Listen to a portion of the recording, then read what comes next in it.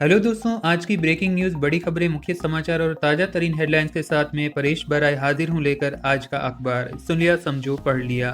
Christmas की छुट्टियां मनाकर Gopal ji train से घर लौट रहे हैं, इसीलिए आज फिर मैं आपको दिन भर की बड़ी खबरें सुनाऊंगा। तो दोस्तों, आज है 27 दिसंबर 2022 और दिन है मंगलवार। आज की लेटेस्ट न्यूज अपडेट्स में हम जानेंगे, पीएम मोदी ने वीर बाल दिवस पर गुरु गोविंद सिंह जी के साहिबजादों को दी श्रद्धांजलि। सीबीआई ने वीडियोकॉन ग्रुप के फाउंडर वेणुगोपाल दूत को गिरफ्तार किया। मेलबर्न टेस्ट में ऑस्ट्रेलिया के खिलाफ साउथ अफ्रीका सस्ते में ऑल आउट। पठान फिल्म के ओटीटी राइट्स 100 करोड़ में अमेजन प्राइम ने खरीदे। और ऐसी ही तमाम बड़ी खबरों पर डालेंगे नजर, तो चलिए फटाफट शुरू करते हैं आज के रोचक तथ्य के साथ। अक्सर देखा जाता है कि बच्चों को फिल्मों में हीरो से ज्यादा विलन पसंद आते हैं, साथ ही उन्हें फॉलो करने की कोशिश में भी वह रहते हैं। यूनिवर्सिटी ऑफ मिशिगन द्वारा की गई एक रिसर्च में सामने आया कि फिल्मों में विलेन कितने ही घमंडी, पावर के भूखे और निर्दयी क्यों न हो, लेकिन बच्चों का उनके प्रति सॉफ्ट कॉर्नर होता है। 4 से 12 साल की उम्र के 434 बच्चों और 277 वयस्कों पर सर्वे किया गया। इसमें सामने आया कि उन्हें विलेन इसलिए पसंद आते हैं क्योंकि वे हमेशा से बुरे नहीं होते, परिस्थितियों ने उन्हें बुरा बनने पर मजबूर किया हो सकता है। एक अन्य रिसर्च में सामने आया कि विलेन को पसंद करने वाले लोगों में यह 3 मनोरोग हो सकते हैं। पहला, ऐसे लोग आत्ममुग्ध होते हैं। दूसरा, वे कपटी और अति महत्वाकांक्षी हो सकते हैं। या फिर तीसरा, इनमें सेल्फ कंट्रोल बिल्कुल नहीं होता। अब सुनते हैं देश दुनिया राजनीति की सभी बड़ी खबरें। प्रधानमंत्री नरेंद्र मोदी ने कल सोमवार को गुरु गोविंद सिंह जी के साहिबजादों की शहादत को याद करते हुए वीर बाल दिवस पर उन्हें श्रद्धांजलि दी। इस मौके पर आयोजित एक कार्यक्रम में शामिल होने के लिए पीएम मोदी दिल्ली के मेजर ध्यानचंद स्टेडियम में पहुंचे और यहां शब्द कीर्तन सुना। यह कीर्तन 300 बाल कीर्तनियों ने गाया था। वहीं भारत में आए 8 विदेशी कोरोना संक्रमित पाए गए। बिहार के गया एयरपोर्ट पर बैंकॉक के 3 और म्यांमार के एक शख्स की कोरोना रिपोर्ट पॉजिटिव आई। वहीं दिल्ली एयरपोर्ट पर म्यांमार से आए 4 विदेशियों की रिपोर्ट पॉजिटिव आई। सभी के सैंपल जीनोम सीक्वेंसिंग के लिए भेजे गए। दोस्तों, आज का अखबार को अधिक से अधिक लोगों तक पहुंचाने में कृपया मेरी मदद करें और इस पॉडकास्ट को अपने व्हाट्सएप ग्रुप्स व अन्य सोशल मीडिया प्लेटफॉर्म पर जरूर शेयर करें। साथ ही यदि आपने अभी तक इस चैनल को सब्सक्राइब नहीं किया है तो फौरन सब्सक्राइब कर बेल आइकन पर टैप कर दें। तो चलिए बढ़ते हैं अगली खबर की तरफ। आरजेडी सुप्रीमो लालू प्रसाद यादव और उनके परिवार की मुश्किलें एक बार फिर बढ़ सकती है। सीबीआई ने सालों से पेंडिंग पड़े उनके एक केस को रीओपन कर दिया है। यह मामला भी भ्रष्टाचार से जुड़ा है। इसमें लालू यादव के अलावा उनके बेटे और बिहार के डिप्टी सीएम तेजस्वी यादव और 2 बेटियां चंदा यादव और रागिनी यादव भी आरोपियों में शामिल है। केंद्रीय मंत्रिमंडल ने खाद्य सुरक्षा अधिनियम के तहत 80 करोड़ लोगों को दिया जा रहा मुफ्त राशन अगले साल तक जारी रखने का फैसला किया है। सरकार की इस योजना को भाजपा अगले साल 9 राज्यों में होने वाले विधानसभा चुनाव में भुनाने की तैयारी कर रही है। भोपाल से बीजेपी सांसद प्रज्ञा सिंह ठाकुर ने हिंदू समुदाय से अपने घरों में हथियार रखने के लिए कहा। उन्होंने कहा, हिंदुओं को उन पर और उनकी गरिमा पर हमला करने वालों को जवाब देने का अधिकार है। भोपाल सांसद ने आगे कहा, अपने घरों में हथियार रखो, कुछ नहीं तो कम से कम सब्जियां काटने के लिए चाकू तेज रखो, पता नहीं क्या स्थिति पैदा हो जाए। कथावाचक देवकीनंदन महाराज को बम से उड़ाने की धमकी मिली है। यह धमकी सऊदी के एक नंबर से उनके मोबाइल नंबर पर दी गई। धमकी देने वाले ने कहा कि बम से उड़ा दूंगा, मथुरा चौक पर जिंदा जला दूंगा। धमकी भरा यह फोन तब आया जब उनकी मुंबई में भागवत कथा चल रही थी। धमकी मिलने के बाद महाराष्ट्र पुलिस ने केस दर्ज कर लिया। तुनिशा शर्मा की मौत के मामले में पुलिस ने दावा किया कि पूछताछ में शिजान खान ने उम्र और धर्म की वजह से तुनिशा के साथ ब्रेकअप की बात कबूली है। उसने बताया कि तुनिशा भी अलग होना चाहती थी। आरोपी ने बताया कि श्रद्धा मर्डर केस भी उनका रिश्ता टूटने की वजह थी। शिजान का कहना है कि इस समय देश में चल रहे माहौल से वह परेशान था। साल 2023 के लिए दुनिया के 500 प्रभावशाली मुस्लिम हस्तियों की लिस्ट जारी कर दी गई। इसमें 15वें स्थान पर भारतीय इस्लामिक और जमीयत उलेमाए हिंद के अध्यक्ष गुरु मौलाना मोहम्मद मदनी का नाम है। यही नहीं, मदनी को मैन ऑफ द ईयर भी घोषित किया गया। श्रद्धा मर्डर केस के मुख्य आरोपी आफ्ताब पूनावाला का कल सोमवार को वॉइस सैंपलिंग टेस्ट किया गया। इसके लिए दिल्ली पुलिस आरोपी को तिहाड़ जेल से सीबीआई मुख्यालय ले गई थी। साल 2022 गुजरने को है और 2023 की आहट होने लगी है। नए साल के पिटारे में भारत के लिए एक ताज है। 14 अप्रैल 2023 तक भारत की आबादी दुनिया में सबसे ज्यादा होगी। पिछले 300 सालों में ऐसा पहली बार होगा जब चीन दुनिया की सबसे ज्यादा आबादी वाला देश नहीं रहेगा।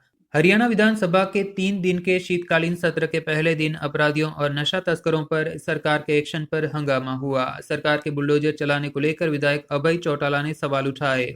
महाराष्ट्र कर्नाटक सीमा विवाद के बीच पूर्व मुख्यमंत्री उद्धव ठाकरे ने सोमवार को कहा कि कर्नाटक के कब्जे वाले महाराष्ट्र को केंद्र शासित प्रदेश बना देना चाहिए। राहुल के पूर्व पीएम अटल बिहारी वाजपेयी की समाधि पर पहुंचने के बाद भारतीय जनता पार्टी ने उन पर हमला बोला।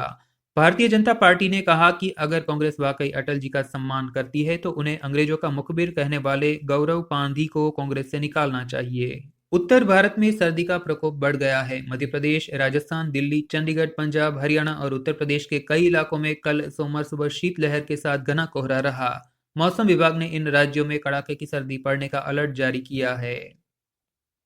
पुष्प कमल दहल उर्फ प्रचंड नेपाल के नए प्रधानमंत्री बन गए। राष्ट्रपति विद्या देवी भंडारी ने उन्हें सोमवार को शपथ दिलाई। उन्होंने 25 दिसंबर को प्रचंड की नियुक्ति की घोषणा कर दी थी। वो तीसरी बार नेपाल के पीएम बने हैं। चीन ने पिछले 24 घंटों में ताइवान के पास 71 लड़ाकू विमानों से समुद्री और हवाई ड्रिल्स की है। इनमें 60 से ज्यादा फाइटर जेट्स शामिल थे। ताइवान की डिफेंस मिनिस्ट्री ने इसे चीन की तरफ से की गई सबसे बड़ी घुसपैठ की कोशिश बताया।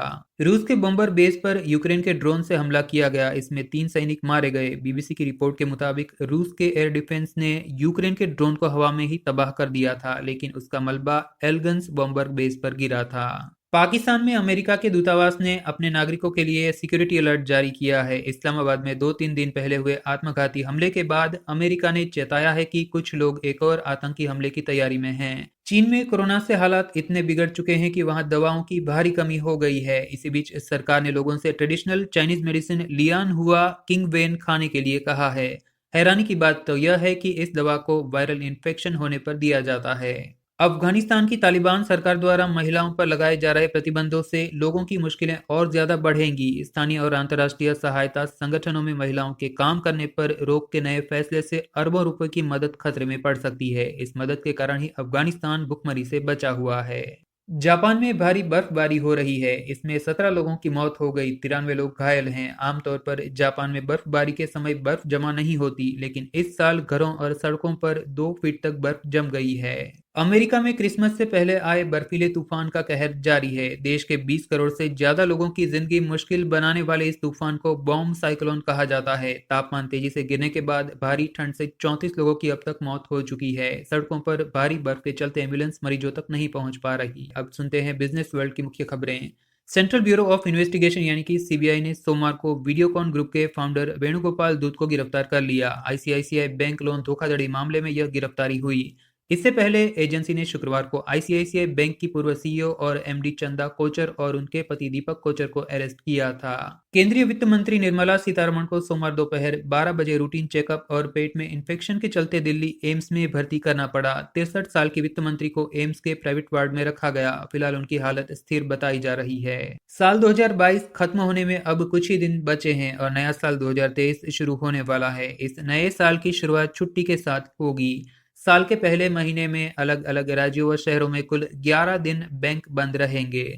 दुनिया की सबसे कीमती कार कंपनी टेस्ला की समस्याओं की सूची बढ़ती जा रही है। कुछ देशों में प्रोडक्शन में दिक्कतों, बढ़ती होड़, शेयर के मूल्यों में गिरावट और कंपनी प्रमुख एलन मस्क के दूसरी जगह ध्यान लगाने से टेस्ला के वफादार ग्राहक उससे अलग हट रहे हैं। वहीं ट्विटर में अराजकता, कर्मचारियों की छंटनी ने मस्क के जीनियस होने की प्रतिष्ठा को नुकसान पहुंचाया है। इधर इन्वेंटर ऑफ ईमेल और एमआईटी पीएचडी डॉक्टर शिवा अय्यदुरई ने ट्विटर का नया सीईओ बनने की इच्छा व्यक्त की है। भारतीय मूल के अमेरिकी नागरिक शिवा ने ट्विटर पर एक पोस्ट शेयर कर इस बात की जानकारी दी। मदर डेयरी ने आज मंगलवार से दिल्ली एनसीआर मार्केट में दूध की कीमतों में 2 रुपए प्रति लीटर की बढ़ोतरी करने का फैसला किया। लागत में बढ़ोतरी का हवाला देते हुए दाम बढ़ाए गए। मदर डेयरी ने इस साल 5वीं बार दूध के दामों में बढ़ोतरी की है। Centre for economics and business research के अनुसार दुनिया को 2023 में मंदी का सामना करना पड़ेगा। ग्लोबल इकोनॉमी 2022 में पहली बार $100 ट्रिलियन के पार गई है, लेकिन 2023 में ठप हो सकती है। शेयर बाजार में हफ्ते के पहले कारोबारी दिन कल सोमवार को तेजी देखने को मिली। सेंसेक्स 721 अंक बढ़कर 60,566 के स्तर पर बंद हुआ। निफ्टी 207 अंकों की तेजी के साथ 18,014 पर पहुंच गया।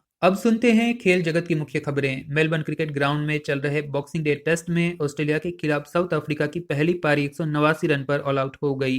पहले दिन का खेल समाप्त होने तक ऑस्ट्रेलियाई टीम ने अपनी पहली पारी में 1 विकेट गंवाकर 45 रन बना लिए।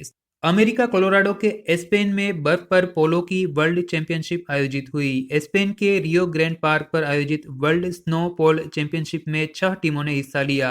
इसमें टीम ब्लेड एंड ब्लो ने टीम सेंट रेगिस को 9-8 से हराकर टाइटल जीता। इस बार वर्ल्ड स्नो पोलो चैंपियनशिप का यह 10वां सीजन था। इस बार बीसीसीआई आईपीएल का 16वां सीजन 74 दिन का आयोजित नहीं कर सकेगा। बीसीसीआई ने अभी तक आईपीएल की तारीखों की घोषणा नहीं की है, लेकिन रिपोर्ट के अनुसार यह टी20 लीग 1 अप्रैल से शुरू होकर 31 मई तक चलेगी। वर्ल्ड टेस्ट चैंपियनशिप का फाइनल 7 जून से लॉर्ड्स में शुरू होगा, इसलिए बीसीसीआई के पास आईपीएल के लिए केवल 60 दिन का विंडो बचा है। दोस्तों, आगे बढ़ने से पहले आपसे एक छोटी सी रिक्वेस्ट करना चाहूंगा कि यदि आज का अखबार आपको पसंद आ रहा है तो इस वीडियो को अपनी एक प्यारी सी लाइक देकर सपोर्ट करना ना भूलें और इसे उन मित्रों के साथ जरूर शेयर करें जो बिना समय गवाए दिन भर की बड़ी खबरों को सुनना चाहते हों। तो चलिए अब सुनते हैं मनोरंजन जगत की कुछ बड़ी खबरें। शाहरुख खान की आने वाली फिल्म पठान 25 जनवरी को रिलीज होने वाली है। अब एक रिपोर्ट सामने आ रही है जिसके अनुसार रिलीज से पहले ही फिल्म के ओटीटी राइट्स तकरीबन 100 करोड़ में अमेजन प्राइम ने खरीद लिए। सुशांत सिंह राजपूत के पोस्टमार्टम के वक्त वहां पर मौजूद ऑटोप्सी स्टाफ ने दावा किया कि सुशांत के मौत की असली वजह सुसाइड नहीं बल्कि मर्डर थी। उनका कहना है कि सुशांत की बॉडी को जब पोस्टमार्टम के लिए लाया गया तो उनके गर्दन और शरीर के कुछ हिस्सों पर चोट के निशान थे। परमिशन न होने की वजह से पोस्टमार्टम की वीडियो रिकॉर्ड नहीं की गई। एक्ट्रेस से राजनेता बनी जयसुधा ने सरकार पर तंज कसा है। जयसुधा का कहना है कि कंगना रनौत ने 10 फिल्मों में काम किया है, बावजूद इसके उन्हें सरकार की तरफ से पद्मश्री दे दिया गया, जबकि साउथ के एक्टर्स को कहीं ज्यादा फिल्मों में काम करने के बावजूद वो सम्मान नहीं मिलता। बिग बॉस 13 की एक्स कंटेस्टेंट और पंजाबी फिल्मों की फेमस एक्ट्रेस हिमांशी खुराना को हॉस्पिटल में एडमिट कराया गया। तेज बुखार और नाक से खून निकलने की वजह से उन्हें रोमानिया के हॉस्पिटल में अर्जेंट एडमिट करना पड़ा। अब सुनते हैं आज की रोचक खबर। अमेरिका के कैलिफोर्निया के एक शख्स ने गलती से क्रिसमस कार्ड पर अपने पड़ोसी का डेंटल एक्सरे प्रिंट कर दिया। डैन वाइट ने ट्विटर पर शेयर किया कि उन्होंने छापने के लिए गलत तस्वीर का चयन किया और उन्होंने 90 क्रिसमस कार्ड प्रिंट कर दिए। न्यूयॉर्क पोस्ट की एक रिपोर्ट के अनुसार यह शख्स फोटो प्रिंट एप्लीकेशन शटरफ्लाई का उपयोग करके कार्ड को डिजाइन करने की कोशिश कर रहा था। हम आपको बता दें कि यह ऐप ग्राहकों को अपने कैमरा रोल से तस्वीरें चुनने, टेक्स्ट और क्लिप आर्ट डालने की अनुमति देता है। और अब आज के सवाल जवाब। कल हमने आपसे पूछा था, हाल ही में भारत ने चीन और पाकिस्तान से लगे बॉर्डर पर किस मिसाइल को तैनात करने का फैसला किया है? प्रखर, पराक्रम या प्रलय? इस सवाल का सही जवाब है प्रलय। और अब आज का सवाल, हाल ही में किस राजनेता को नेपाल का प्रधानमंत्री चुना गया? पुष्पकमल दहल, केपी ओली या फिर शेर बहादुर देउबा? आज का अखबार अंत तक सुनने के लिए आप सबका बहुत बहुत धन्यवाद। And once again I request you to please follow our channel and share this podcast with your friends. तो कल फिर होगी मुलाकात, क्योंकि हर दिन हर बार लेकर आता हूं मैं आज का अखबार। तब तक के लिए नमस्कार।